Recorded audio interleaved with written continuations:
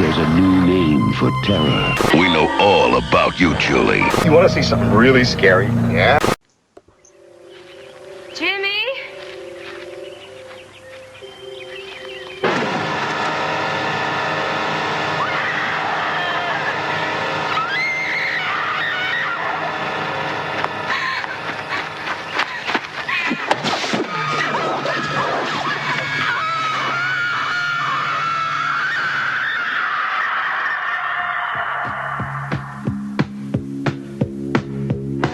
You know what that is, Wendy? A mental institution.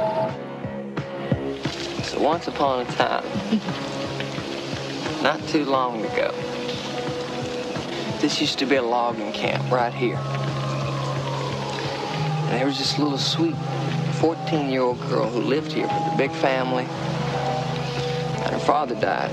So her uncle came to take care of the place.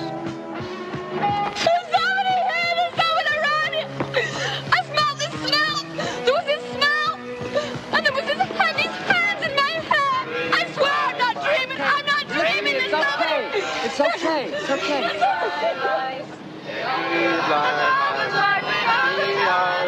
What the hell do you think they're going to do out there in the woods with girls, huh? Pray! I'm not coming up short in my pantry. Hi, this is Lauren Marie Taylor from Friday the 13th Part 2 and Girls Night Out. And you're listening to The Hysteria Continues. Yes, welcome back to The Hysteria Continues, episode number 33. Blimey, we are getting into quite high figures. So welcome back. I'm joined by my fellow happy campers. Firstly, from across the pond in Dublin, is Erik. How you doing, Erik? Well, you've been I'm not too bad. I'm not too bad. I was drinking rather copious amounts of white wine last night, and I thought this would be a nightmare, but actually I'm not feeling too bad at all. Oh, that's good. That's good. You're not hungover, are you, Nathan? No, I'm not hungover. Well, that's good. That's good. And Joseph, you're not hungover, are you? No, but I'm the tired terror. Okay. Well, I'm quite hungover, unfortunately. So hopefully I can. If it's a little bit rambling today, then that might be the reason. I discovered this morning that scrumpy white wine and gin are not a good mix. All in the same glass? No. Right. Someone didn't lock the liquor cabinet on Justin last night. Yeah. Well, as I posted on Facebook, everyone went to bed and left me on my own with a drinks cabinet. But I didn't actually drink anything else by that point, which is probably I think there was some kind of strange banana liqueur was the only thing that was left, and I'm glad I didn't drink that. Otherwise, we may not be doing this podcast today if I had drunk that. So, but anyway, enough. I am shocked. I am shocked beyond words. What? That I didn't drink the banana liqueur. Yeah. Self-control is unbelievable. It's amazing, isn't it? Wow, Justin, I have to tip my hat to you, sir. Well, I'm drinking a green tea, and I've got a bottle of water here, so I'm back to my virtuous ways for a little while, anyway. But yes, well, thank you for joining us again on Hysteria Continues. We are going to be covering the early 1980s backward slasher, The Final Terror. And we've got lots to say about that. And we are actually recording this a couple of weeks early because of a few kind of clashes, schedules and holidays and various things. So we may or we may not have some interviews later because we haven't got anything at the moment, but we have got plenty of irons in the fire, if that's the right saying. And hopefully we'll have something by the time you listen to this. And if we do, we'll cut it in. And if we don't, we won't have anything. So anyway, talking of rambling, that's me rambling. The other thing we're going to do is obviously going to talk about what recently seen. We're going to say what we've been watching recently. And in lieu of a top 3 this time, we're actually going to do a little quiz. And basically inspired by the fact that The Final Terror has got, before they were famous, performances by Daryl Hannah, Rachel Ward and Adrian Smed. amongst a few others. We thought we'd do a little quiz. I've got some sound clips of people who were, who basically got their break in the slasher movie, and some people who weren't as famous as they are now, but appearance in slasher movies. And I'm going to play them and see if Nathan, Joseph, and Erik can guess what they are. And obviously, you can play along at home, but there's no prizes, unfortunately. But yes, first up. Actually, the second prize is death. Yeah. Oh, yes. That is quite true. I don't know how we're gonna give out the prizes, but yes, second prize is death. So whoever comes second, they might get the cat flushing a toilet, if not death. Right. Okay. Recently seen. Nathan, have you been watching the last week or so? Well, Friday night I watched Squirm again. It's a okay movie. Not one of my favorites. I do like Jeff Lieberman's films usually, but I did think this one tended to drag a little bit and could have been edited better. Overall, it's not a bad movie. It's just, it's just kind of middle of the road for me. You haven't seen it for a little while. I mean, it's kind of, as far as killer worm films go, it's quite unique, isn't it, really? It's true. It's true. What about you guys? Joseph and Erik, have you seen it? Oh, yeah. I have. I love Squirm. I watched it Friday as well. You love it, huh? I thought it was rather boring, unfortunately. I'd seen it a long time ago, but, it was all I could do to stay awake last Friday. I mean, I liked a lot of the worm footage, but, man, just no one really does anything but wander around for the whole film. It's a bit like the the Outing or Scream. Yeah, it's a bit like that, isn't it? But okay. Ironically, the most disgusting scene in Squirm for me is where he finds the worm in his egg cream, whatever an egg cream is. It's like a milkshake. That's easily the most. That's far more disgusting, I think, than seeing the worms burrowing into the guy's face. And I love that girl's platform shoes. The one who hides in the chest. Is it she hides in the chest or something towards the end? She's got the most amazing... That movie is very, very 70s in attire and atmosphere. I mean, it's so drab and lifeless in color. Yeah, I'd like to see Tyra try and hit the catwalk in those heels. Okay, we'll have to look back at it. I've seen that. Did you see that on Facebook? There's someone put a YouTube video up from discussing the merits or lack of platform shoes from back in the 1970s. No. I'll have to send you the link, but that's quite funny because they've kind of basically just lots of people walking around in platform shoes, and then chiropractors, people, feet doctor, just saying how bad they are for people. That's it, chiropodists. But anyway, by the by. So, well, that's Squirm. Anything else, Nathan? I also watched David Cronenberg's movie, Shivers, a.k.a. They Came From Within. It's a really, really good movie. I think I'm a fan of David Cronenberg, so I really like his films. And Shivers is just very, very weird and out there, but I really like it. No, it's a great little film. It's one of those films that I remember back on the early days of video, seeing the box for Rabid and Shivers in the the video store back in sort of the early 80s, and I think it had a triple or double X rating back then. I think they just kind of made those up for horror. So anything triple X was kind of porn, even though I don't think they did hardcore porn on video back in the UK back in those days. But for horror, they kind of had a double X rating, and I remember that was always obviously a bogus rating. But yeah, sorry, just by the by. So did you watch that as well, Joseph? Yeah, I like Shivers a lot. It's like a kind of a metaphor for like the sexual disease, upcoming sexual disease era of like HIV, AIDS, or whatever. It's basically, people having free love and passing one disease to another, and the disease in this case being that parasite. And the whole film turns into this big kind of pandemic of sex and violence and just all sorts of chaos. And, as weird as only Cronenberg can be. I really enjoyed it. Yeah, okay. And Erik, you got anything to add to that? No, I do like Shivers, though, I have to say. I love all those Cronenberg's high watermark era is those early films, I think. Yeah. Yeah, I wonder if he'll ever go back to his kind of body horror sort of stuff. He kind of invented that, really, didn't he? That kind of subgenre. But was it that kind of film? He did a film. Existence. That one. Well, there's that one, but the most recent one, wasn't it, where he was doing a kind of, he's gone quite highbrow, I kind of guess is the best way to say it. Oh, yeah. Well, thank you, Nathan. I mean, Joseph, have you watched anything apart from those two? Yeah, I watched a couple of things. I guess about a week ago, I watched The Faculty again, and I know Nathan has seen it, and I know Erik has seen it. Have you seen it? Have I seen it? Yes, not for a long time. Because I was going to talk about it, I was going to spoil it a little bit. I'm going to be a little careful. I mean, it's an old movie. I mean, most people have probably seen it, but I really like the movie a lot. And I love the scene that's inspired by The Thing, where they snort the concoction up their nose to see who the alien might be. And it's very inspired by The Thing. But there's one issue I have with the film.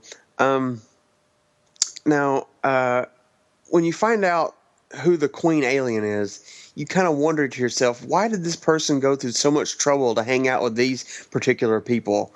And why do they make this a mystery? It doesn't really make much sense when you think about it. And because this person, who it turns out to be, just kind of goes against their own in a way. It's just, in hindsight, it doesn't make a lot of sense, but still, it's such a fun and entertaining film that you can kind of overlook that little logical fallacy, I guess. I mean, you saying you'd seen it, Erik, haven't you? You saw it. Yeah, I went to see it actually twice in the cinema when it came out was it 1999? But I haven't seen it since. But I do. Obviously, I enjoyed it if I went to see it twice. So. Yeah, no, of course. It's funny, isn't it, when you kind of watch those kind of films from 10 years ago and how dated they look.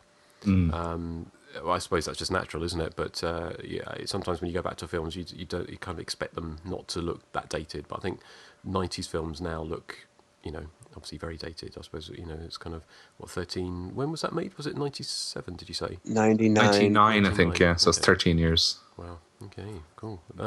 Anything else, Joseph? Yeah, I watched last night.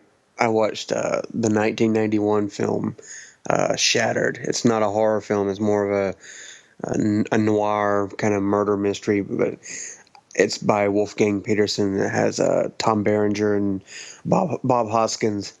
And yeah, I knew you'd do that, but basically, it's kind of like equally provocative and equally absolutely ridiculous in plot. I mean, it's so outlandish and like over the top, but yet they play it deadly straight through the whole film. It's basically Tom Berenger. His character gets in this car accident with his wife, and he gets like psychoselective amnesia, where he can remember stuff like who the president is and where he works, but he doesn't remember his name or that he was married. So he goes to he gets plastic surgery to kind of reshape his face, and he goes through this process of learning to walk again. But then he starts having these tiny little like flashes back to the night before the accident, and it starts like driving him nuts. And he finds out that he had hired a private detective played by Hoskins to investigate his wife, who he thought might be having an affair. And it's just standard kind of neo-noir cliches. But it's really entertaining, and it has probably the best, gotcha twist ending that I've ever seen. It doesn't make any sense. I mean, it makes sense, but it's so outlandish and unbelievable. But yet at the same time, it's such a shocker that it's like you'll always remember it. And I don't know, it's just one of those films that's kind of so bad it's good, and I really enjoy watching it from time to time. Okay, it's not one I've seen. I don't think. How about you, Erik? Have you seen that? I'm sure I must have, yeah, but I don't recall. How old is the film? It was in 1991, so what, 21 years? Yeah. Okay. So, did you watch it as well, Nathan, or was it? No, I mean, if I have seen it, it's been so long I can't remember. Okay. Well, no, thank you, Joseph. How about you, Erik? What you've been watching? Well, caught up with the much hyped Uruguayan film The Silent House, which is the film that's apparently all done in one take, although there are plenty of opportunities where the screen cuts to black where they can, do an edit if they want. Yeah. It's a story of a girl and her father who are renovating a house, and the father goes up to the attic, or just to the upper level of the house to investigate a noise, and he meets a sticky end. So, I mean, it has kind of supernatural overtones at the start, and then it leads to a big final twist at the end that, whilst I didn't expect it, it didn't come as a surprise when it did happen, and because it's a twist that's been done 1,000 times before. So I thought it had its moments. I thought it was too long, and there was this weird vibe it created because it's all shot in one take with a handheld camera, so it felt kind of like a found footage movie, even though it wasn't a found footage movie. So you sort of get the impression that she's not alone in the house, or that there's somebody else with her in the house, even though she's supposed to be alone.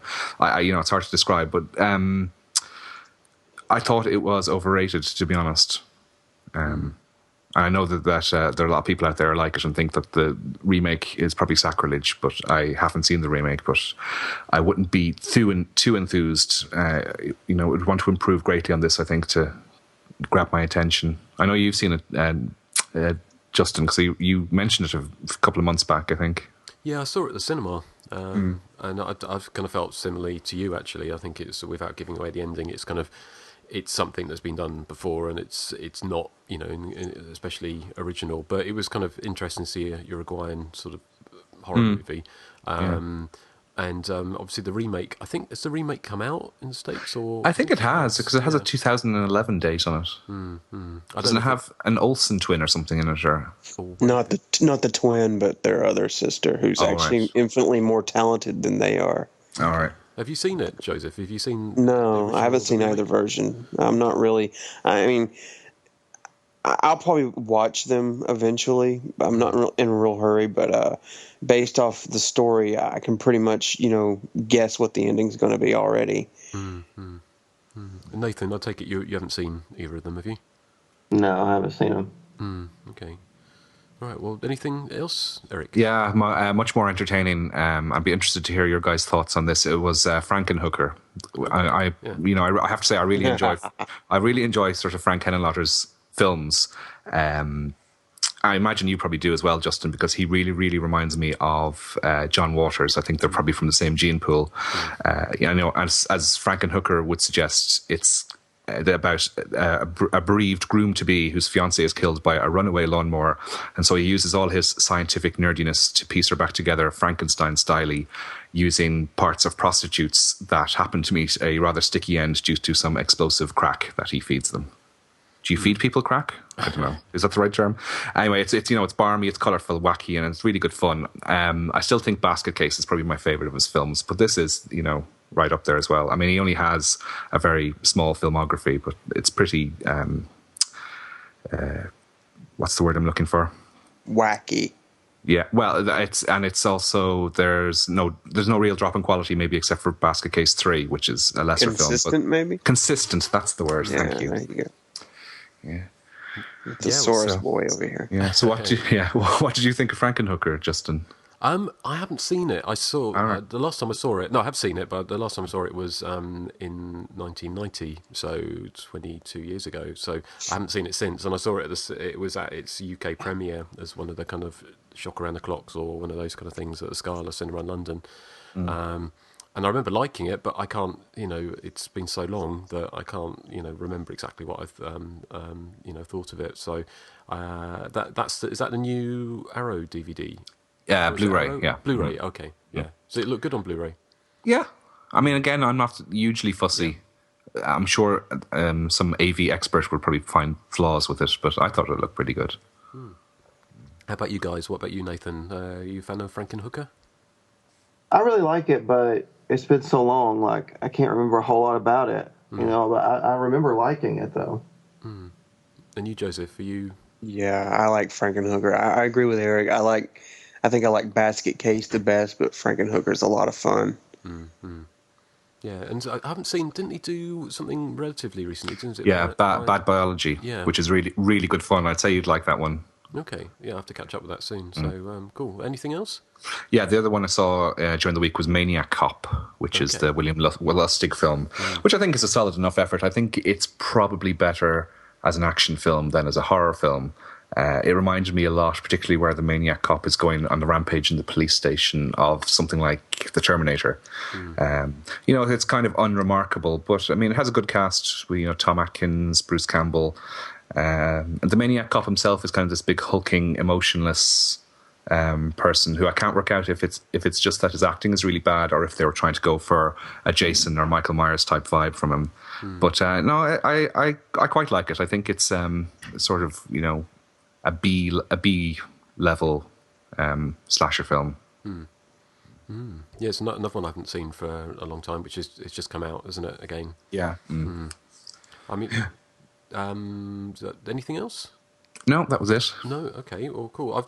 I'm just talking of new releases. I've just put in an order for the new Demons 1 and 2 Blu-ray. Me too. Yeah, steel box. Love Demons 1 and 2. Yeah, but it's just coming out on Blu-ray in the UK. But I think it's region locked, isn't it? It is region locked for the first time. Yeah, it must be a contractual thing. Yeah. But yes, I'm really looking forward to that. I haven't watched a massive amount. Talking to Tom Atkins, I watched Halloween 3 again for the first time for quite a while, and I really like Halloween 3. I know it's I think it's always been unfairly judged because it's not a Michael Myers film. Although I forgot actually, it's got basically they watch a bit of Halloween in the film, don't they? And Nancy Loomis is in it at the start as well. That's right. Yeah. I mean, I think it's a good fun film, and also it's finally actually seeing it on uncut, because the British video release was really, really heavily cut. And which version were you watching, or which release? I'm not sure if it's a Good Times one. I think. Region 1. Yeah, it's a Region 1 DVD. DVD. I mean, it's not a very good. It's a really early DVD, and it's kind of like it's kind of quite a small. When I played it on the laptop, it was actually only took up half the screen, so I had to kind of blow it up, to actually fill up the screen. So it's not a great transfer, but there's a lot of gore in there. It's a film I remember going to see it at the cinema with my cousin. And it didn't. When we got there, it was gone. They'd taken it off for some reason, probably because it didn't do particularly well. And when watching, what was it, Quest for Fire instead? That kind of bizarre kind of. I like that film. Yeah, no, it's good fun. But that was time, and I think I've told this story, but that's when we walked in and I kind of tripped and pulled off someone's toupee. And screamed because was there a wacky wah wah wah? But it was just really embarrassing because I kind of I was walking along and the film had started and I kind of tripped, put my hand out, steady myself on top of somebody's head, which was bad enough. Then their hair came off in my hand, and I kind of screamed as well. So it was humiliating for everyone concerned, really. Was this in your goth days? Well, no, it's before that, because it was back when I was probably 14. Because I don't know if it's the same as in Ireland, Eric, but do you remember double A's? Did you have double A's there? Yes, I think. Actually, no. I was digging up some old ad mats from my local newspaper. I think I was telling you that on Facebook, and they just seem to say sort of over 18s, over 15s. They don't really have any other certification on them. Because in the UK, you used to have kind of A's and double A's, and a double A would be kind of, I think you had to be 14. You could go and see a film if you were 14 as a double A, and that was a kind of. And I remember Halloween 3, I think, was a double A, and that's why I was going to go and see that, but obviously missed it at the cinema. So it's a long roundabout way of saying that would have been my first horror movie at the cinema, and I remember going to see Amityville 3 in 3D at the cinema, and also I'd love to have seen that in 3D. Yeah, and Jaws 3D as well. I remember that, obviously, but I couldn't see Friday 13th Part 3 in 3D, which is what I really wanted to see because they're around the same time. But yeah, so that was that. On a more recent sort of note, watched Apollo 18. Which was okay. It was a kind of without giving too much away, it's basically this kind of faux kind of found footage type sort of cut together thing of a secret mission to the moon in 1975 or 74, 75. With two astronauts find a Russian ship on the moon, and basically there's something else there as well, some kind of alien presence, and it's kind of what happens to them really, and it's kind of done. It's done pretty well, but it didn't really grab me. It was. I kind of guess it's a little bit kind of worn out its welcome, the kind of found footage thing now, unless it's done really, really well. It seemed a little bit kind of been there, done that. Has anyone seen that? Yeah, that's the movie that people got ticked off to me about spoiling or something. Oh, yes, that's right. But yeah, I like the movie, but I think I agree that it's missing something. I like the idea, and I like what it is that's, terrorizing them on the moon. I won't spoil it this time. But no, no, it's like it's a good movie, but it's not great or anything. I think one of the main things, again, without this is a spoiler, but without spoiling it too much, but it's just basically, I think a lot of what people have a problem with is how they got the footage in the end. Yeah. Because it doesn't seem to make any sense of how they could have actually got the footage when you actually see what actually happens at the end of the film. But yeah, so that was. How about you, Nathan? We've spoken about this before, haven't we? Did you watch it with Joseph? Yeah, I did. I thought it was okay. I mean, I don't know. I wasn't a huge fan of it, really. No, well, no, fair enough. But yeah, it's just one of those things because they've got Love Film, which is like Netflix, and they kind of stuff you put on there and just forget is on there, and it's it's perfect. It's a fun time waster, but yeah, not something I would hugely recommend. They kind of squandered a really good idea, I think, without doing anything particularly fantastic with it. But yeah, that was a recently seen. Can I just interject here just quickly? Just going back to Halloween 3, when I saw that for the first time on video, I didn't know that it was Michael Myers-less. I was wondering, did anyone else have that problem? I don't remember. Yeah. I remember sitting there. I remember the first time I saw it. Myself and my friend were sitting there watching it, and the guy, the assassin at the start, were saying, "Is that Michael Myers?" And we're like, "He's not wearing his mask." And then he sort of douses himself in petrol and sets himself on fire. And we're like, "I don't think Michael Myers is going to be in this." And my friend was like, "No, he'll show up. Don't worry. It's called Halloween 3. He's coming. Don't worry." And eventually, he didn't. Well, they called it the tagline, wasn't it? The night no one comes home. Yeah. But also didn't actually make that much sense, that scene with the kind of the guy covering himself petrol and burning himself, because there was no reason why he couldn't have just driven away. Yeah, I know. Yeah, he's just leaving behind evidence that he's a robot. Oops. Exactly. Oops. Spoiler. And also a very expensive robot, I would imagine. Yeah. Yeah. One question, if you haven't seen Halloween 3, then skip forward a couple of minutes. But one question that arose this time, I don't know if you remember, the love interest, the daughter of the guy who gets killed in the beginning. Was she always a robot, or did they make a robot of her while she was there? I always assumed they made a robot of her while she was there. Yeah. Because I just wondered, because it seemed to be, at the end, it didn't would have made any sense, really, would it? Well, would Tom Atkins' Winkle not have rubbed off her moving parts when he was giving her servicing? Well, exactly, yeah. So she might have bust a spring or something, wouldn't she? Yeah, I know. Yeah. So, but yeah, they must have been very, very talented to sort of knock up a carbon copy of somebody. Well, with all that happens in Halloween 3, Season of the Witch, that's the least of my concerns. Yeah, no, fair enough. Yeah. Fair enough. Yeah. So. Just consider her like a high-end sex toy. But she was obviously the idea behind the Halloween. They were going to do a different film each year, weren't they? Just with the Halloween name, which kind of obviously didn't work. Which is why the box office for this was, I think, pretty poor, wasn't it? And why it kind of, like I say, going back to why when I went to the cinema it was it got pulled after a week or so, because obviously nobody went to see it because it didn't have Michael Myers in it, so they kind of learnt the lesson from that. But yeah, well, that's our recently seen. We're going to do this kind of quiz now, and we haven't really discussed how we're going to do it, so it may fall quite flat, but let's just see how it works. What I'm going to do is I'm going to start, I think, with Joseph, and I've got a clip here, and you've got to tell me if you know who this famous person is. Kind of hard to study without these? You are such a jerk. All right, move it out. Like some beer? No. Some ice cream? No. Okay, Joseph, who was that and what film was that? That would be Brad Pitt from Cutting Class. Indeed, yes. See, you asked me that because I've seen that movie 70,000 times, and I recognize the music right off the bat. So even if they didn't even say anything, I would have known who it was. So. Yeah.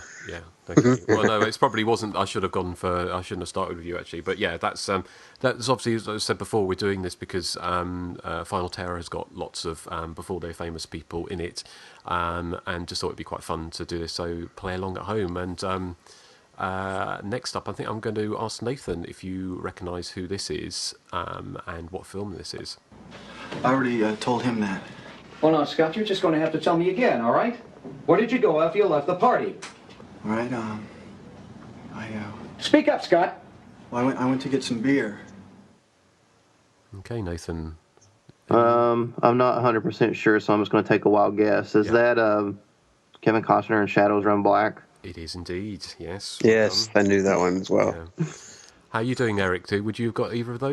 No, I wouldn't have got the Brad Pitt one, but I would have guessed the Kevin Costner one as well. Because it sounds like, well, obviously sounds like him, doesn't it? Yeah. I kind of vaguely remember that scene from the film as well. So. Yeah, okay. Well, Eric, here's your chance to shine.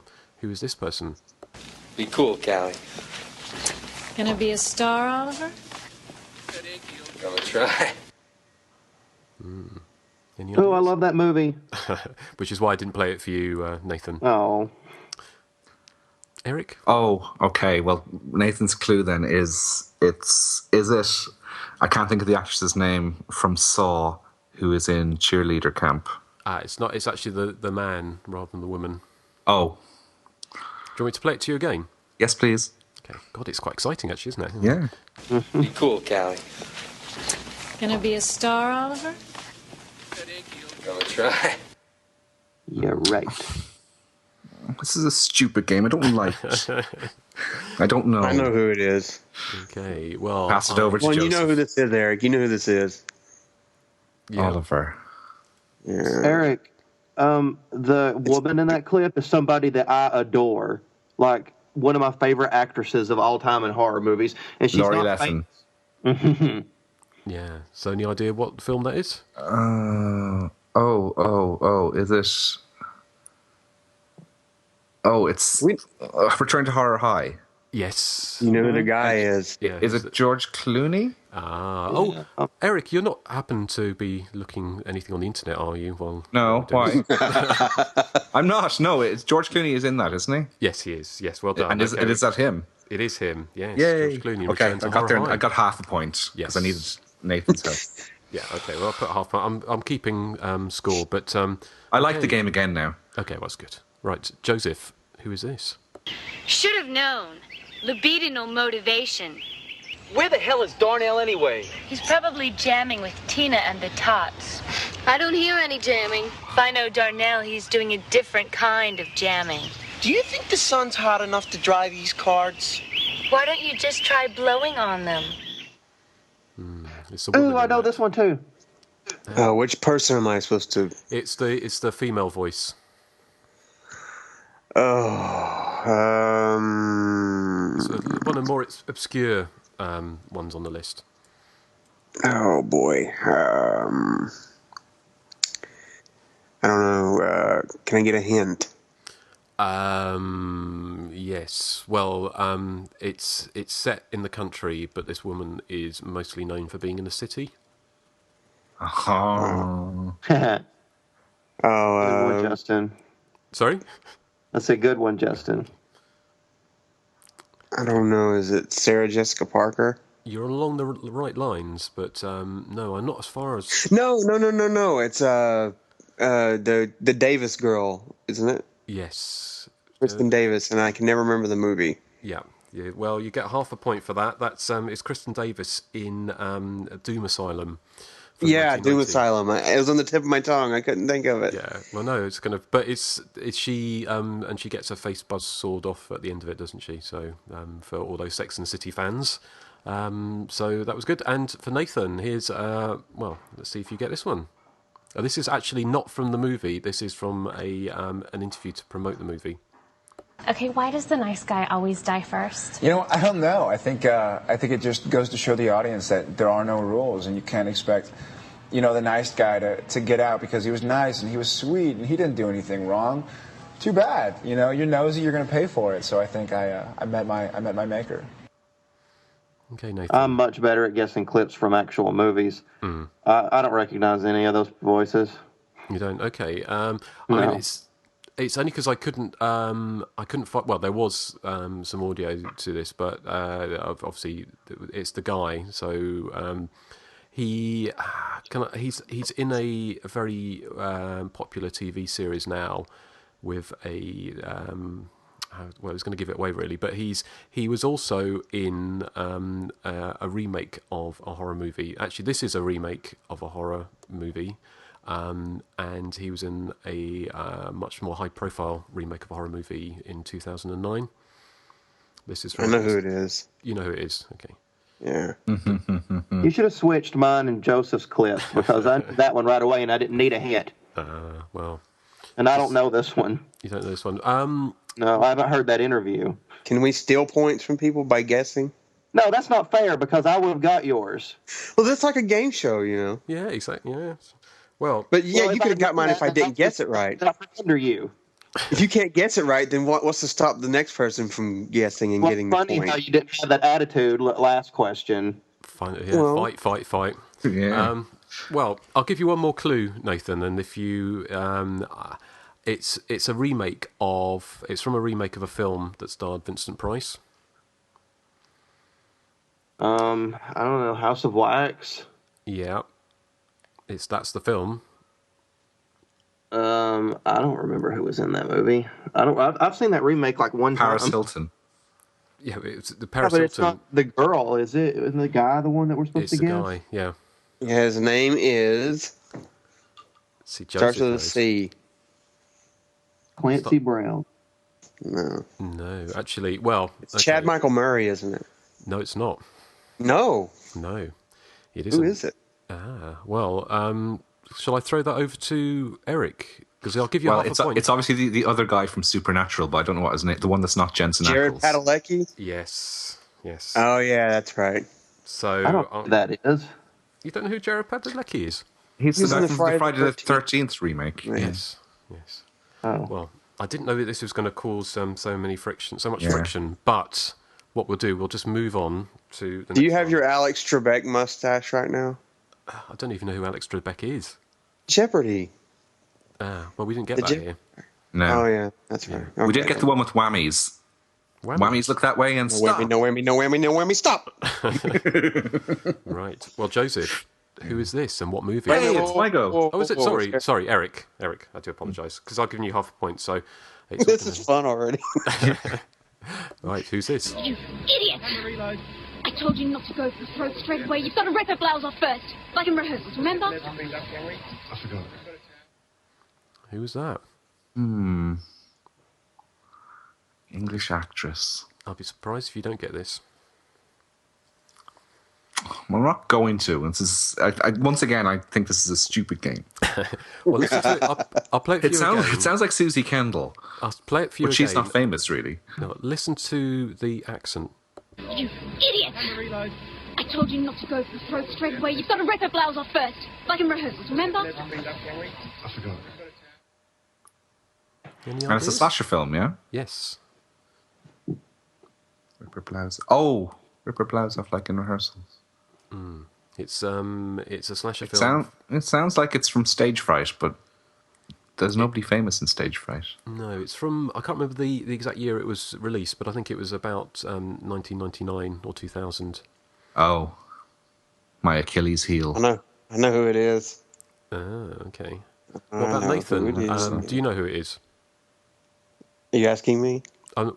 Well, I was wondering. Well, I was going to see if Nathan knew as well before. No, I can't think of who it would be.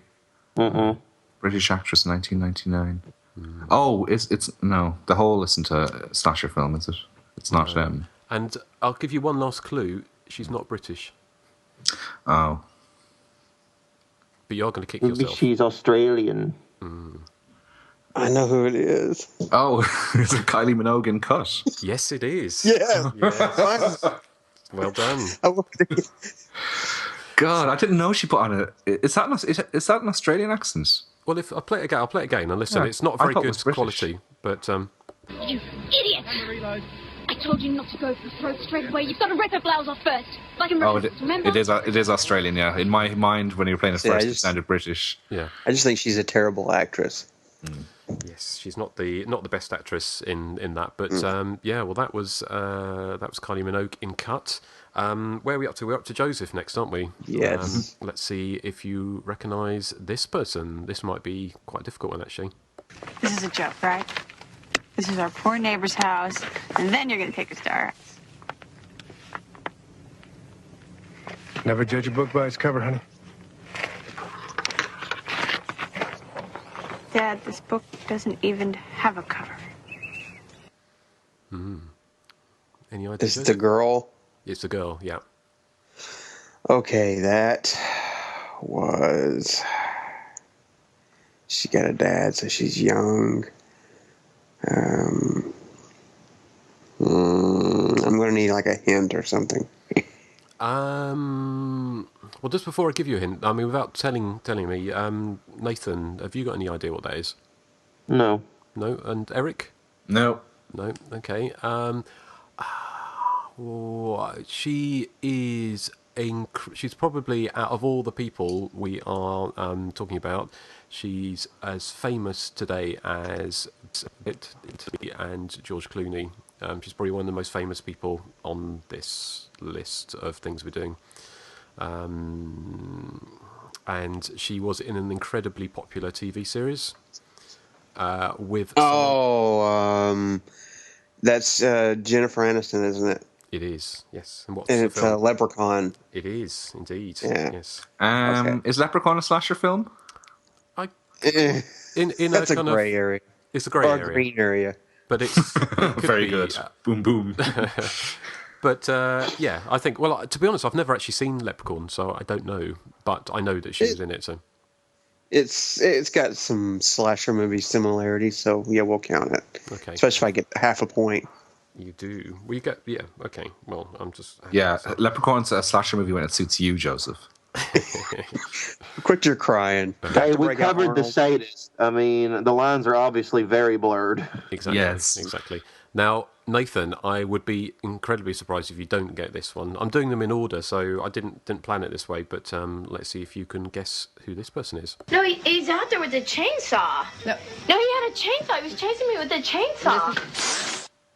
I love it. It's my favorite sequel. That's Renee Zellweger in Return to Texas Chainsaw Massacre, The Next Generation. Indeed. Yes. Well done. Calm down there, Sparky. No, it's an awesome movie, and nobody gives it credit like it deserves. It deserves something. Yeah. It's awesome. And also, Matthew McConaughey's in it, too. Indeed. Yes. Yes. So, okay. Well, I thought you'd get that one. And this one, the next couple are quite easy, I think. So. Oh, don't say that, because that puts the pressure on me, and you know I'm useless at this point. Right. Well, Erik, who's this? I got this cousin who lives near the airport. It's okay for me to stay with, right? And I got the sound effects today from Rod. Hello, Mom? Yes, I know that one. One of my Out of favourite Barracks. movies. Johnny Depp in Nightmare on Elm Street. Indeed, yes. Huh? That was Yeah, noisy incredibly as easy. usual. So, yeah, well done. And the next one is incredibly easy as well, and I think it's Joseph next, isn't it? Yeah. Yeah, okay. I'd be gobsmacked if you don't get this one. Too bad they don't have a roller coaster. Thank God for small things. Don't you like to be stared at? No. Most people do, actually. I mean, like to be scared. It's something primal, something basic.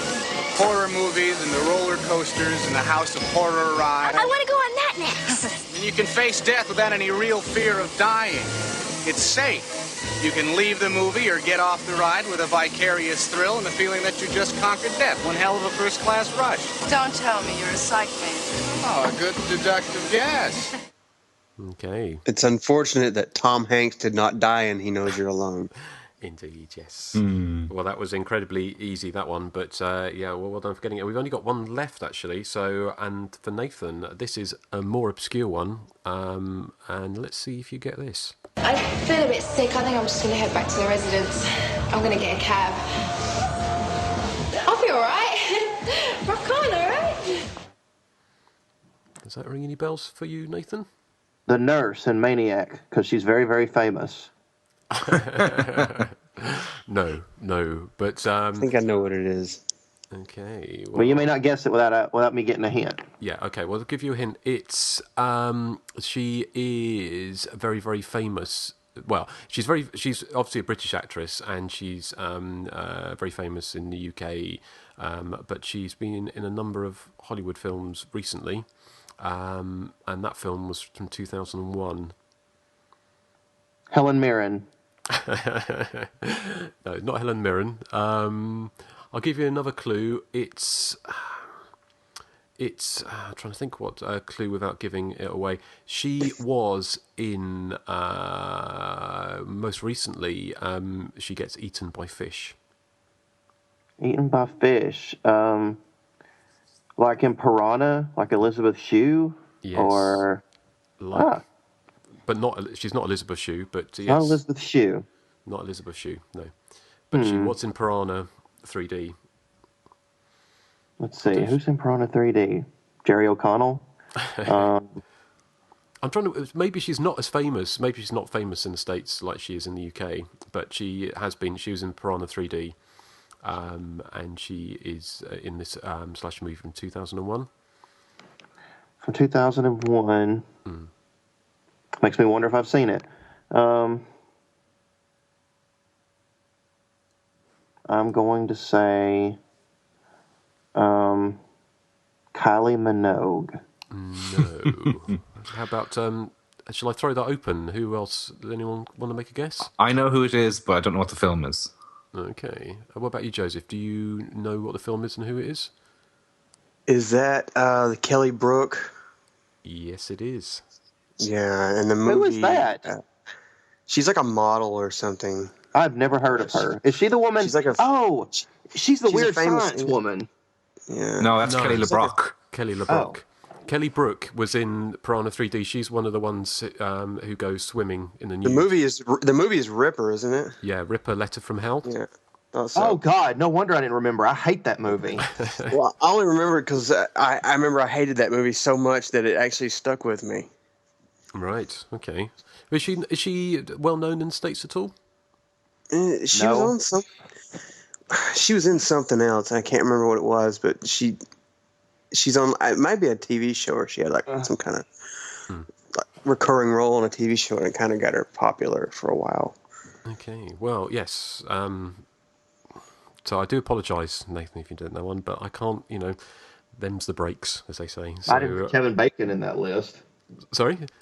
I said, where was Kevin Bacon? Well, exactly. Where was the man changing 180 degrees? Yeah, where was Rachel Ward? Well, we're coming Daryl up to. Hannah. Yeah, we're coming up to. Well, Joe we're talking about those. Pantoliano Well, we're talking about those shortly, but obviously I didn't. And that woman who played Sandy in the diner in Friday the 13th. Where was she? Did she become famous after Friday? Oh, she became one of those foldable 3D origami things. That is true. Well, I think the scores and the doors is in first place is Joseph. Boo. In second place is Erik. Yay.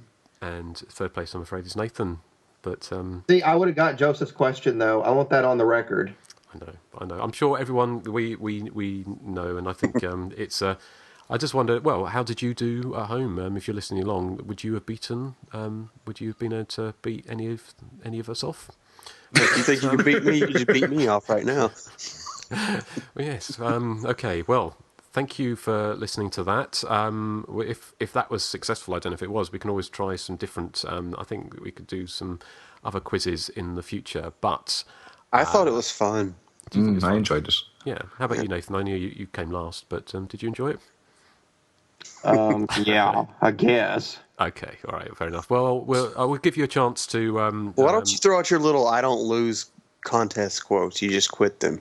No, that's it. That's true. See, I don't lose contests. I win them, or I quit them because they're unfair. Okay, but you did neither this time.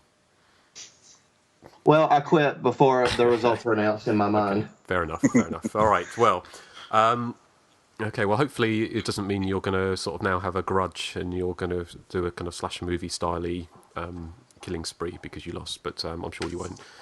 But what we are going to do now is we are going to talk about the backward slash movie, The Final Terror, which is our kind of feature presentation, and we're going to talk about it after this trailer. The legend is told in whispers, an unholy tale of an unknown force, alien to this world. You don't know what you're dealing with, lady. Without knowing, they have awakened a terrifying evil. We want to get out of here! Alone and unprotected, now comes the naked horror. See The Final Terror. Rated R.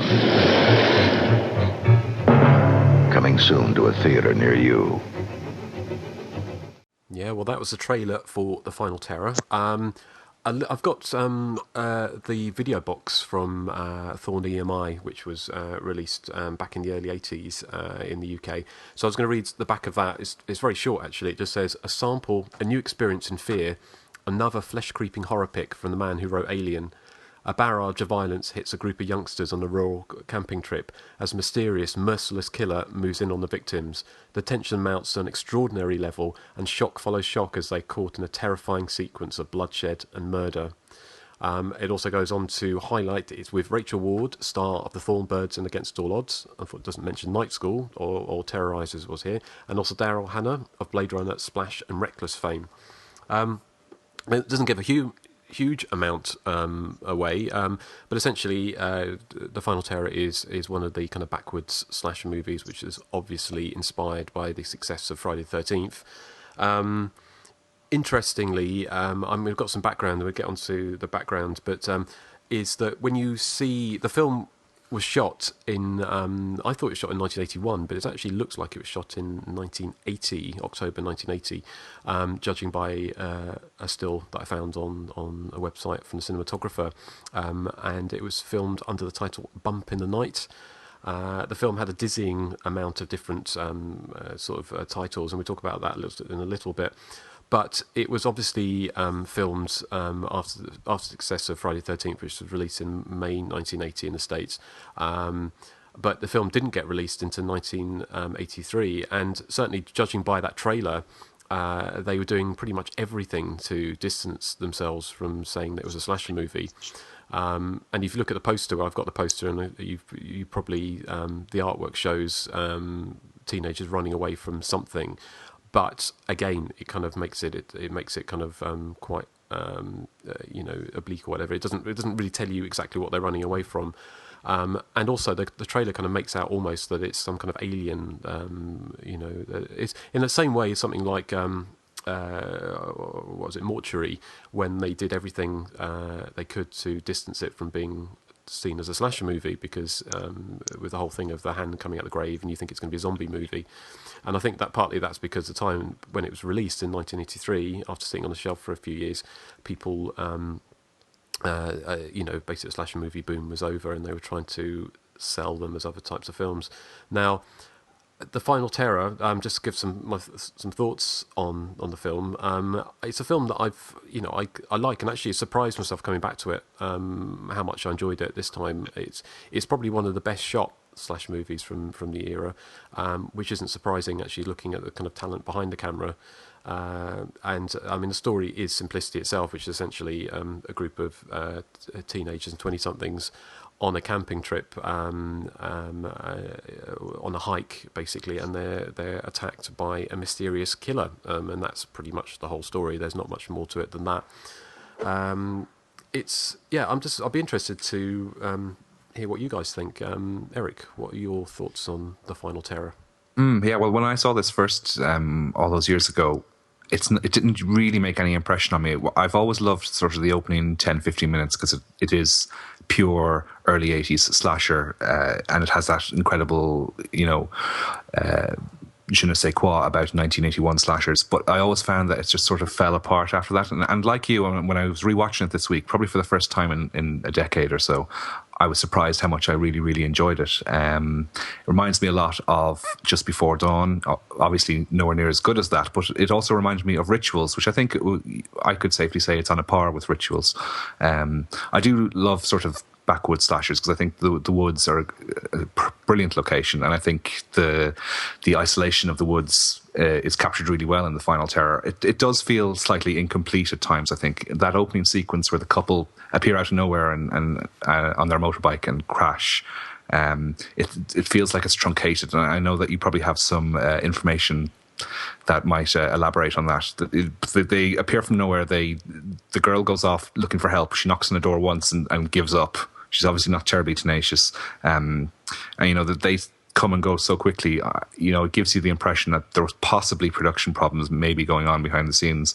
The version I saw was not incredibly censored, but it was bloodless. There's one particular murder about half hour into the film. There's a couple doing the beast with two backs, and they get chopped up by the killer. And I was really surprised when I found you can actually watch the entire film uncut on YouTube under the title Carnivore, which is another one of the alternate titles. And that scene I was watching the Thorny MI print that you were watching as well, Justin, and that scene is missing 27 seconds, which is a huge chunk taken out of the film. And it is, I suppose, quite explicit, and it was released at a time when the Video Nasties thing had really hit, and Thorny and I in particular were butchering all their releases, so I'm not surprised it went. But no, I have to say I really, really enjoyed it, and I know I was mean to, I hinted that one of the actresses was one of the worst actresses of all time on the last podcast. I was referring to Rachel Ward, and she doesn't have that much to do in this film, and she's not too bad apart from that appalling scene. And I know you played the clip at the top of the podcast where she wakes up and she's going, "I smell the smell, he had his hands in my hair." I always wanted to know, what's this posh British girl doing out in the middle of the woods with these people? And also I've never understood who the people really are. I mean, are they military or are they forest rangers? I mean, some sources claim they're supposed to be forest rangers. Yeah, but they call somebody Sarge at one stage. Do they have those kind of ranks in forest ranger? Yeah, they still have ranks. Like rangers are like lower totem on the totem pole, like law enforcement. They just kind of enforce the law in the woods and recreational areas and stuff like that. All right. Well, fair enough. It looks like they were like cleaning up something, like they were out to clean up a stream or something, or I don't know. Yeah. But I do, and I like what I love about it is the way the killer disguises themselves by blending in with the environment. There's one really quite creepy scene, I think, where the camera pans down the river, and you see this sort of rock, and then the rock starts to actually move, and you realise it's the killer just sort of disguised. And I thought that was really, really effective. And then there's a scene towards the end where the killer emerges from a huge hollowed out tree trunk. From a fallen tree. Again, I thought that was quite eerie. I have an interesting weapon. It's kind of a curved blade that they have attached to a glove, kind of Freddy style, but not quite Freddy style. It's hard to describe. Maybe somebody else can articulate it better than me, but I thought it was a pretty nifty weapon. But yeah, no, overall, Final Terror I thought was very good. From my opinion, not completely changed, but changed considerably from it being an okay film to being very good, I thought. Okay, well, thank you, Eric. How about you, Nathan? I really like The Final Terror. I think that it's interesting, I guess, spoiler alert, just FYI to the people listening. I kind of like the fact, I used to not like the fact that there were so many survivors at the end, but I kind of like it now. It kind of sets it apart a little bit from other movies, and I like how the survivors kind of band together to set these traps to catch the killer. I thought that was interesting, and like Eric mentions about the ending, I love the ending. I love the scene where they're all in shock, and it's just total silence as, the little trap, swinging back and forth. I thought that was really effective way to end the film. I really love the movie. I love the woods. I mean, I think The Final Terror is one of those movies that really makes the woods look scary and does a really good job of it. I mean, those woods look so dark and depressing and creepy. I love the opening with the tin can lids. That was a rather inventive trap that the killer had set up. Yeah, I mean, I think it's a really, really good movie. I guess the only complaint I really have is that there are some scenes that are just too dark. I love the attack on the bus when they're all on the bus and the killer attacks, but yet again, it's just one of those scenes that's really, really dark. It's kind of hard to tell what's going on, at least in the print that I watched. But overall, I love it. Because just interestingly, I mean, the Thorn EMI video, which I've got, although it's cut, it's much lighter than any other print, so you can actually see the quality is better, so you can actually see what's going on in those dark scenes. But I know that's a common complaint. So unfortunately, it's one of those films where it's a bad video transfer rather than like the film was badly shot in the first place. But so we have the Thorn EMI print over here too, and it's really dark. That's interesting. Yeah. Yeah. I mean, but I've seen there's a widescreen. I think it's come out on video. I mean, on DVD. I don't know if it's in public domain now, but there seems to be quite a few DVD releases of it. But I think they're all kind of pretty shitty. But how about you, Joseph? What are your thoughts on The Final Terror? Well, The Final Terror is it's kind of a special film. I mean, it's actually the movie that I was looking for on Alt Horror one time, and that's how I met Justin back in 1997 or 98 it was. Wow, yeah, it's a long time ago. Yeah, I posted about it. I couldn't remember the name of it, and you answered, and I went to your website, and the rest is history. But I've had a kind of a tumultuous affair with The Final Terror. When I first, I'd watched it when I was a kid on Showtime, and I couldn't remember the name of it. And so when I watched it again, I was like, well, that wasn't that great. It just didn't stand out. But I watched it a few other times, and I kind of had an appreciation for it. But I watched it again yesterday, to kind of prepare. And I really love the film. I mean, I think it's just one of those movies that the more I watch it, the more I pick up on things in it. And I think what I really love, I mean, there's so many things I do love about the film. One is the fact that, spoilers if you haven't seen it, so skip ahead if you don't want to be spoiled. But I like the fact that this ruthless killer who's like so good at hiding in the woods and good at stalking these people turns out to be this little old woman. I think that's really creepy. This kind of backwoods woman, she's lost her mind and she's all raggedy. It's just really frightening. And I love all the characters. I love how they, like Nathan said, they band together and they don't really bicker too much. When push comes to shove, they're like, okay, we better, stick together and formulate a plan here. And also like Nathan said, the ending where they set the trap and it finally, it ensnares the killer. You expect this kind of like, hurrah, hurrah, cheer, we did it. But, instead they're all like, wow, what did we just do? And it just kind of ends with that, that shot of the trap, swinging back and forth and the killer impaled on it. It's really scary. It's really eerie. It's a really atmospheric movie. I mean, it's really dark in places, but I don't know. Also like Nathan said, it's one of the few backwoods movies that really makes the woods, simply terrifying.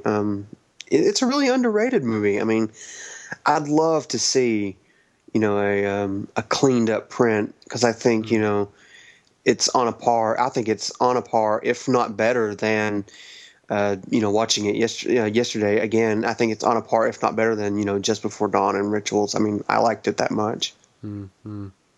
No, I think if we saw like a decent version of it, I think it kind of the cinematography was excellent, and I think it makes really really good use of the woods. And also, what I thought was interesting in it was that it wasn't like a film like The Prey, which is obviously a completely different type of film, but it was all very sunny and people they were hiking in the height of summer. But this is obviously filmed in the winter, and one of the scenes where I thought Mike, who's kind of one of the heads kind of ranchers, when he's skinny dipping, you can see him shivering, isn't he? His mouth's kind of shaking because he's obviously really cold, and they're trudging around in the rain, aren't they? And so it gives it that kind of, I don't know, it kind of centers it in reality a bit more than say a film like The Prey, perhaps.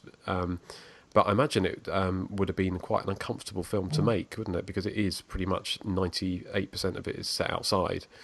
And, you know, they are getting wet and they're getting muddy and, you know, so it would have been interesting. It's a shame, actually, we couldn't get anyone. I mean, obviously, we weren't expecting to get Rachel Ward or Daryl Hannah to talk to us, but we do, you know, we are hoping we will have at least one cast member talking to us at some point. And, you know, if you do hear it on the podcast, then we would have got them. Also hoping to chat to the man who's behind the film's special effects.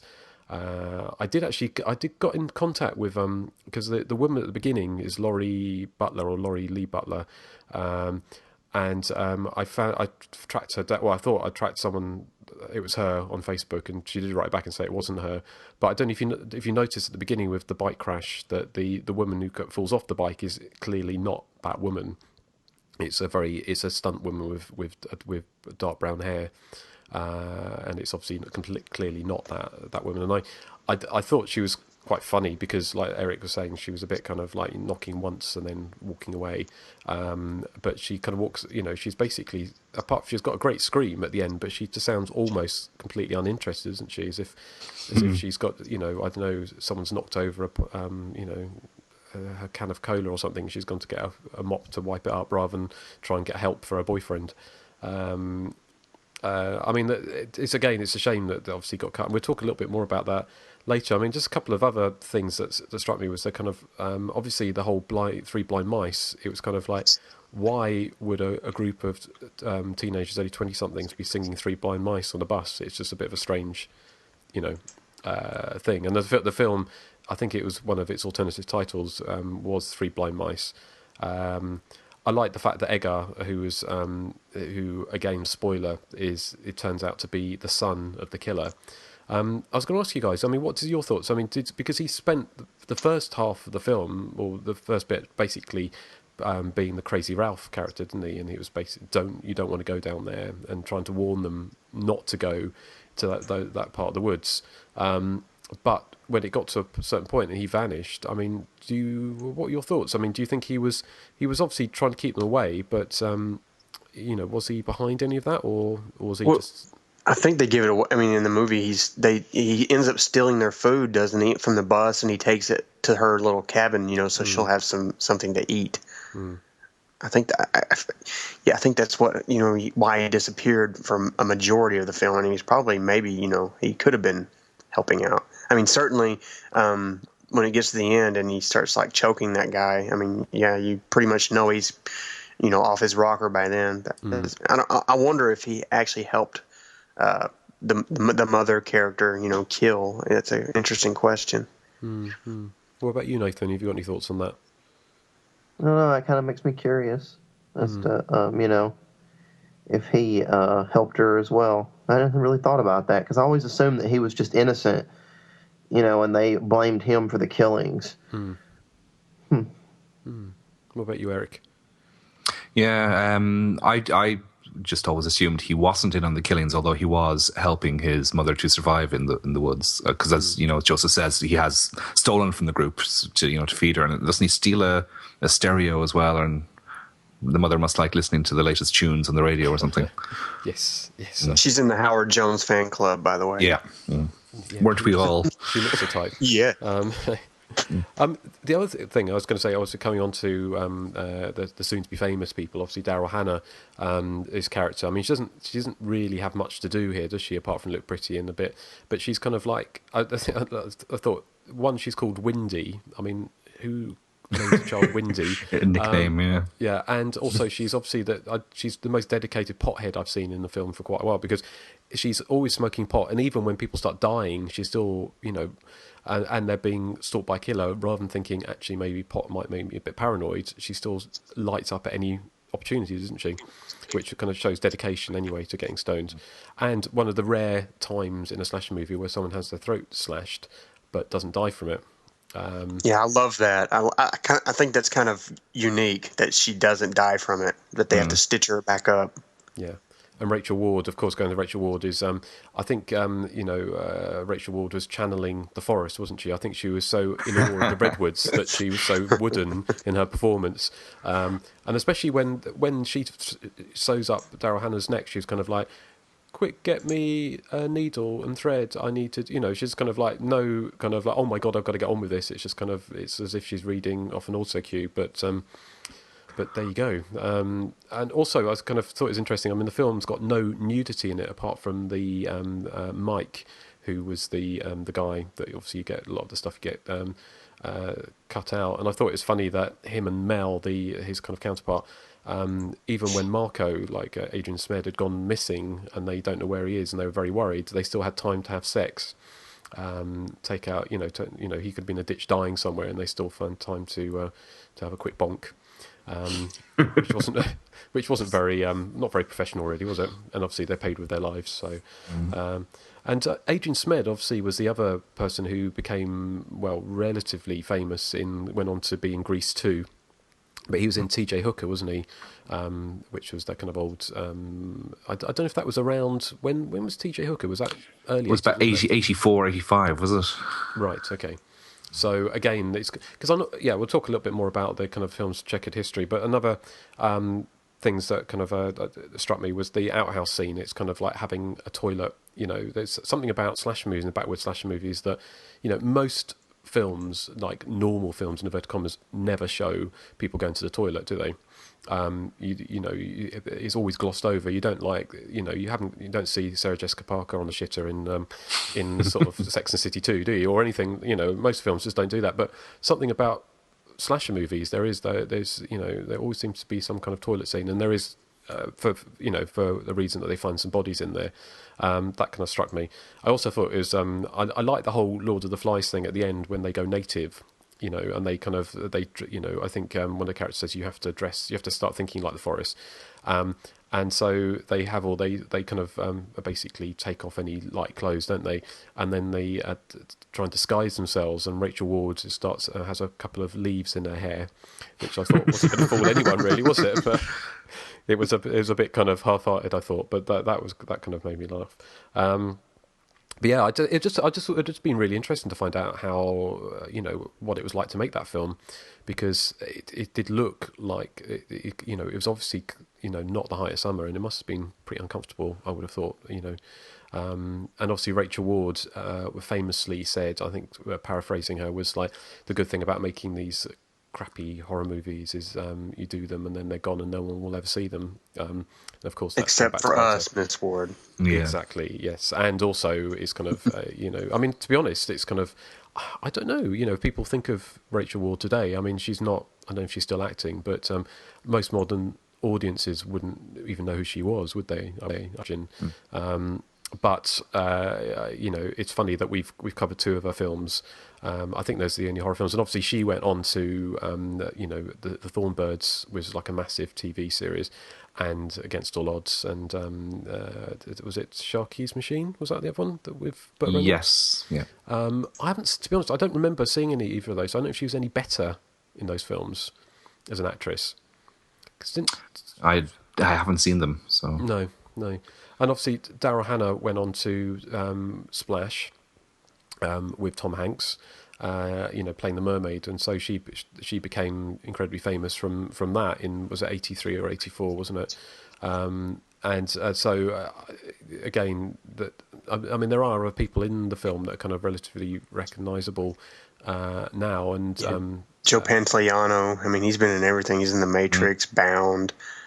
And Mark Metcalf, who most people probably know as the maestro from Seinfeld. He was also in the Twisted Sister video. He's the guy. It's like, what do you want to do with your life? Yeah. No, it's interesting. And of course, the other thing is Andrew Davis, British director, went on to 10 years later to film The Fugitive with what was his name? Harrison Ford. Yeah. And Tommy Lee Jones. So major thing. Did Under Siege as well with Steven Seagal, who also had Tommy Lee Jones. And The Package, which was with who was that? What's that guy's name? Gene Hackman. Okay. Yeah. Nice. And Tommy Lee Jones. He must have a friendship with Tommy Lee Jones, because Tommy Lee Jones is in a lot of his films. Yeah, I mean, it'd be great to have a chat with him as well, but we couldn't get any contact details for him. So, just to let you know, T.J. Hooker was started in 1982. So by the time The Final Terror came out, Adrian Zmed would have been pretty recognisable. So again, it's kind of none of the characters would have been. They were all unknowns, weren't they, when they made this film in the late '80s, or So yes, so it's you could. I mean, we'll come back and talk a little bit about the making of and some of the background information in a minute. Have you got anything else you want to say before we go to a break? Are we still doing background information, or we're going to do more background information? We're going to do that after. I mean, I was just going to. I'm still a little tired. Okay. No, I was going to say what we're going to do now is if you're listening to this, and we're going to cut now to the interview, if we get an interview. Now, if we don't get an interview, then we're going to cut back. So I won't keep you in suspense any longer. Just to let you know, listen up and let's see what we've got. Hi, I'm Barbara Crampton from Chopping Mall, and you're listening to The Hysteria Continues.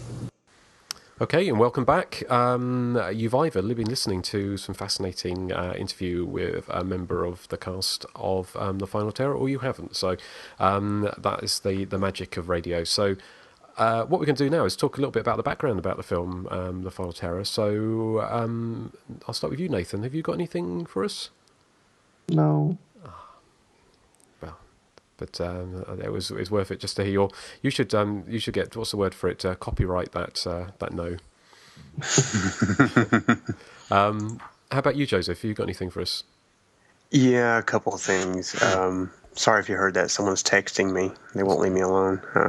A couple of things.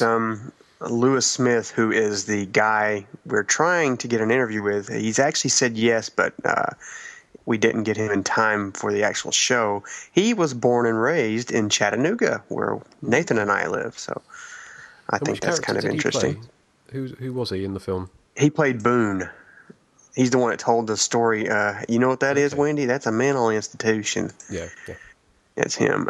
Let's see. The role of Edgar's crazed mother was actually played by a man, Tony Macario. I can never pronounce his name right. They couldn't really come up with a title during the film, so at one point the working title was Three Blind Mice, simply because of the scene where the cast sings the song on the bus. And then obviously the wilderness didn't really offer too many light sources, which is why most of the film was dark. And in fact, the bus attack scene had to be shot day for night just so the bus could be visible on film. And according to the IMDb, I don't know how correct it is, but the film was apparently shot in 1981, but it was shelved because they couldn't find a distributor right away. And then, 1983 rolled around, and Daryl Hannah and Adrian Zmed kind of, their popularity started, soaring, so they released it to capitalize on that. And obviously the film is directed by Andrew Davis. We talked about that. And I think that's all I have. Yeah, that's all I have. Okay, well, thank you, Joseph. How about you, Eric? Have you got anything to add? Well, I just have one bit, really. It opened, certainly in Ireland, in October of 1983. In my hometown of Kilkenny, it played as a double bill with under the title Campsite Massacre with Q the Winged Serpent. I was having a look through all these old cinema listings, and there were some absolutely bizarre double bills. They obviously used to make them up themselves. They weren't, the distributor obviously had nothing to do with these. But I mean, you could watch Friday the 13th Part 2 in a double bill with a film called First Love, which I think is a William Catt movie from the late 70s, but it's certainly not a horror film. Happy Birthday to Me played in a double bill with Used Cars, which is the Robert Zemeckis film. And here's one that you'll like, Nathan. Your favorite movie, The Texas Chainsaw Massacre, played on a double bill with a film called Blue Movie Blackmail, starring Stephanie Beacham. Wow, that's quite a double. There bill, you go, surreal. That is surreal. Well, I've got the film played in the UK as Campsite Massacre, and really bigging up Rachel Ward's name on it, with a double bill with Hellcut Mud Wrestlers, starring the in quote, the fantastic Queen Kong. world champion mud wrestler. So when you're looking at bizarre sort of pairings, then it doesn't get more bizarre than that, really. No. That is a very strange state of affairs. But yes, that's the most bizarre pair I've ever seen since you took your top off. Ooh, you've never seen me take my top off. Sexy. If you've got a zoom lens out there somewhere, Erik. But yeah, no, I just kind of we've covered a fair bit. But the film, I thought it was filmed in 1981, and but I found, as I said before, found a photo with a clapper card saying under the title "Bump in the Night," and it's got the date on there as October 1980. So, but of course, it wouldn't be obviously films take a while to shoot, so there may have been some filming in 1981 as well. And let's see what else is there. It's I think as Joseph said, I mean, the film was shot earlier, and obviously it was inspired by the success of Friday the 13th. And I think we've touched on this quite a few times in the other podcasts. Is that especially Friday the 13th it caused such a massive box office that there was a huge influx of filmmakers wanting to make a quick buck from the slasher movie, which produced lots of the films that we know and love today.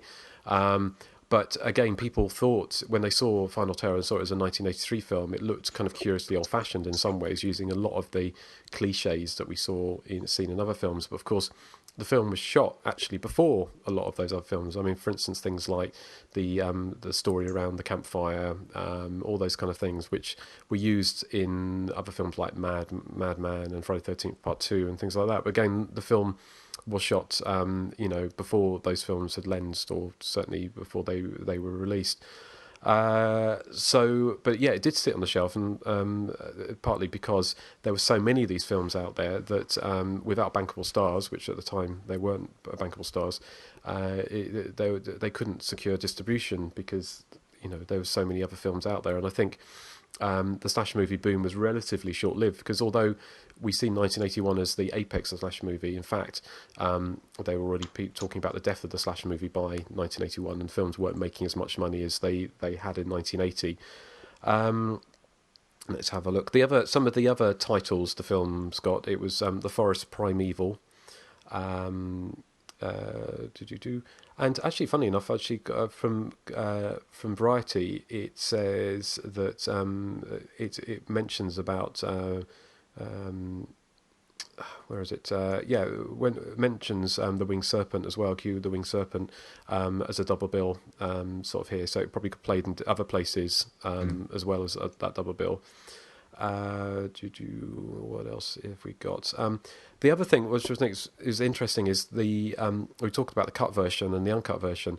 Like a lot of these films, they had extra scenes shot for TV or footage that was cut out.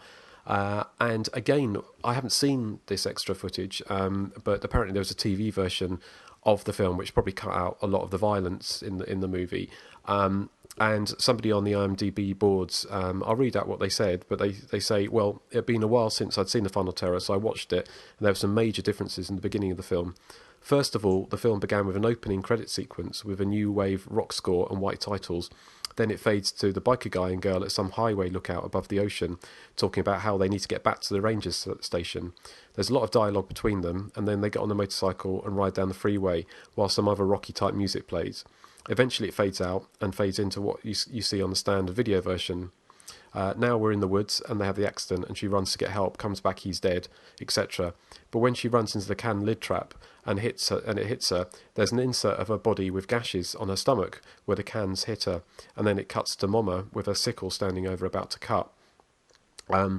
Again, it's kind of, I'm presuming they're talking about as being the TV version, but again, it would have been strange to have had a TV version that had extra gore in it, because normally that's the kind of thing that's cut out.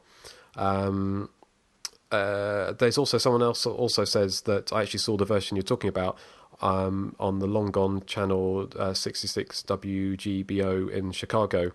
And it says I was lucky enough to record it as well, which it would be great if we could actually get to see it. It says the extended beginning also explains how the killer gets the weird shaped knife. Now it doesn't actually go into any detail. They don't say what that actually says, but that'd be great to see that extra stuff. But whether we will or not, I don't know. Trying to think if there's anything Anything else? I mean, the film was is from the legendary producer Sam Arkoff, who was a bit of a legend in kind of the genre filmmaking. But even with his power behind it, the film has struggled to get distribution. It got released around the States in 1983 and 84, and I think it only got released on the East Coast to start off with. And then it did get released on the West Coast. And of course, back in the day, films such as Friday the 13th were a bit of a novelty to being released nationwide. And some of the lower budget filmmakers were kind of, made their money last longer by striking a limited amount of prints and rolling out regionally, or even back in the day. Sometimes, I mean, they literally would go from town to town, city to city with films. And this is kind of one of those. So it got a regional or a kind of an East Coast release before it got a West Coast release at some point. And obviously, again, the promotional materials we mentioned basically hide the fact that it's a slasher movie, which goes to show that the slasher movie, unfortunately, was pretty much box office poison in 1983. Other double bills, I've seen it played with Madman on a double bill, which would have been a really good one. But I'm trying to think if there's anything else. I can't think of anything else. Have we mentioned Ron Shussett's involvement? Oh, from the Alien writer. Yeah, he's one of the writers of the script, and he of course worked on Alien and Dead and Buried. But he also wrote the story for Phobia, which was the film you were slating on the last podcast. Yes. I mean, it's interesting, isn't it? Because it's kind of one of those films because although I think the look of the film is great, but really the story is pretty poor, isn't it? I mean, there isn't really much of a story at all. So it's strange that he kind of wrote Alien, but so I do wonder if there's some interesting behind the scenes stories about the film, and it obviously was a relatively troubled shoot, but hopefully if we do get to chat to anyone, that would have been answered by now. Because I thought it's kind of, it was kind of strange, wasn't it? The whole kind of the scene where the guy is talking about the legend of this woman and how it came about, and it's just, I just thought it struck me as strange that the girls are all going, yeah, tell it, we're really interested, and we really want to hear the story about how this 14-year-old girl was raped. It was kind of like a weird thing, and then sort of saying that she came from a large family, and then her uncle came and raped her after her father died, and then she went into a mental institution, and there just happens to be a mental institution out in the middle of the woods, isn't there? Which it was filmed in California, in the redwoods forest of California, which again gives it that production value. You've got amazing landscape, so which kind of really helps. But yeah, I can't. I don't know if there's anything else to say. About you guys, have you got anything else? Can I just say, Justin, you were watching the UK release, I assume, as well as me. Yeah. Did you notice the way that the title card for Final Terror comes up as a really cheesy video-generated text thing, and it zooms at the screen? Yeah. Okay, well, I was watching the US cut under the title "The Final Terror" on YouTube, and it is a perfectly fine Final Terror logo at the start of the film using the same font as the rest of the credits. It's just bizarre that they didn't use that and used their own video-generated cheesy looking title. I mean, I'm bamboozled as to why. Well, maybe I was just wondering if it was maybe because it was they were originally going to release it as Campsite Massacre, because obviously that was the UK title. So maybe and then they changed it. So I don't know. Yeah, and it's strange, maybe, yeah. But yeah. Well, anything else to add, guys? I think we've exhausted it, maybe. I think we have, haven't we? But I mean, if you've got any thoughts on the Final Terror, why don't you let us know? Because obviously we'd love to hear from you. So it's that time of the show, I think, for Joseph to tell people how to get in touch. Yes. If you'd like to send us, leave us a voicemail, that number is 858-233-9281. You can email us at the.hysteria.continues@gmail.com. We are on Twitter. That's twitter.com/THC_podcast. We're on Facebook. That's facebook.com/The Hysteria Continues. You can find us mucking about on my site, The Body Count Continues, mainly the discussion forums. That's the-bodycount-continues.com. And if you'd like to purchase some swag, that's cafepress.com/The Hysteria Continues. Yeah, well, thank you, Joseph. And should we cut to some feedback? Sure. Yeah. Well, if you, I think because we're actually recording this in advance, as we mentioned before, so we've not. It was only last week we recorded the show, so we've not had a. We've had a few bits, haven't we, Joseph? I think you've got. I've got one. You got one. Okay. Yeah. Do you want to read that? This is from Jason Johns. I hope I'm pronouncing that right. It's Jahns or Jans. I don't know. But he says, I love the podcast. All you guys are doing a fantastic job. Not sure if you've done this yet, but how about a top 3 slashers you want to hear a commentary for? My choices would be Silent Madness, The Mutilator, and Honeymoon Horror. Also, a topic that might be discussed is whether the advancement of film technology has harmed or hurt the slasher genre. I think it has had a detrimental effect on it, because I prefer the slightly grainy, sometimes dark quality of the 1980s films, because it has a homegrown, spooky atmosphere. The more recent shot-on-digital look makes it look too clean and sanitized, and it doesn't create much emotional effect on me. Have any of you guys managed to find a sealed copy of an old slasher film on VHS? I went into an old antique store in a small town about 6 years ago and found some good ones. Among them was Hide and Go Shriek, sealed, so I picked it up. Keep up the incredible work. It's Jason Johns, or Jans. Oh, thank you, Jason. Yeah, good ideas Jason. for discussion. Things I don't know if I've got any. I think I have got some. The only one I've picked up actually was in the States, and it was a film, and I still haven't opened it and I haven't watched it. Is Blood Rage, but not the Joseph Zito one, not the Killer Twin one. Which one is it? It's AKA Never Pick Up a Stranger. Oh, it's the Zito one? Zito one, yeah. I've got a big box US release of that, but that's still in its shrink wrap. So I've never opened it. I don't know, not that it's worth any money or anything, I wouldn't have thought, but it's a film. Have you ever seen that film? Yeah, a long time ago. I don't remember it being too good, but Yeah, I don't know. that's what I My heard. opinion changes all the time. Maybe I should watch it again. No, fair enough. Have you got any other feedback?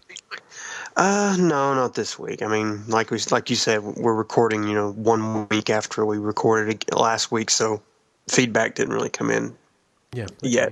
Usually takes about a week and a half or so. Yeah, fair enough. Or we don't get anything at all of the Friday the 13th episode. Yeah, it's just strange, isn't it? I'm still bitter over that. Yes, we didn't get it. So we thought we did Friday the 13th. We thought it would be, people would be champing at the bit, but we didn't really get any feedback on that one. So which is strange. So, but we do like getting feedback, and we do, we like to read it out, and obviously know that you're listening out there, because obviously we enjoy doing the podcast, but it's nice to get some feedback and to make it as interactive as possible. We have to know if we're reaching you, if we're touching your heart. Exactly. Among other body parts. Yes. But I presume, Eric, have you got anything, or Nathan? No. Copyright Nathan Johnson Productions. Yes, indeed. So, well, thank you for listening to that slightly, a little bit worse for wear, either tired, hungover, or ill. So I hope you enjoyed the us talking about the final terror. Next time it is Eric's choice, isn't it, Eric? And we're going back to another film that was that didn't get a release for a number of years after it was didn't get. I'll start again. Didn't get a release until a number of years after it was originally filmed. What film are you picking, Eric? We're going for I think it's 1976 it was made, Savage Weekend. Savage Weekend, yes. Yeah. So if you want to watch along, then you have got a couple of weeks to watch that. And join us again on Hysteria Continues, and we are going to do more Slash with Panache. So thanks for joining us. Take care. Bye, everybody. Bye. Goodbye. Goodbye.